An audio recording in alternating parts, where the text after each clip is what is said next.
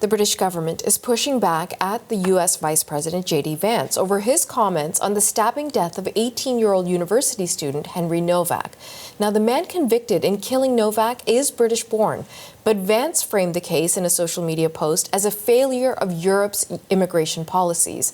The back and forth comes amid protests and growing public concern over how the police handled this incident. CBC's Julia Chapman has more from London. JD Vance is just the latest American figure to weigh in on the case of Henry Nowak, which has sparked protests in the UK and drawn global attention to British policing.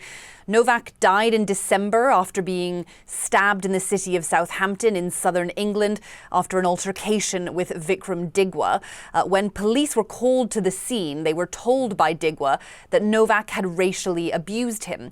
So they handcuffed Nowak and ignored him when he told them that he had been stabbed. They later realized their mistake and started to administer first aid, but he did eventually die. Now, JD Vance calls his death enraging. He suggests that it's a symptom of civilizational decline.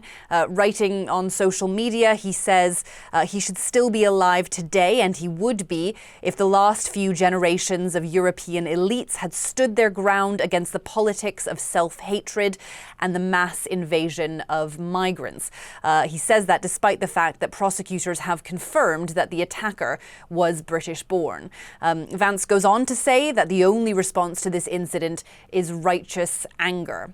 Now, in a statement, a spokesperson for Prime Minister Keir Starmer, without naming Vance, says people have been trying to interfere in our democracy.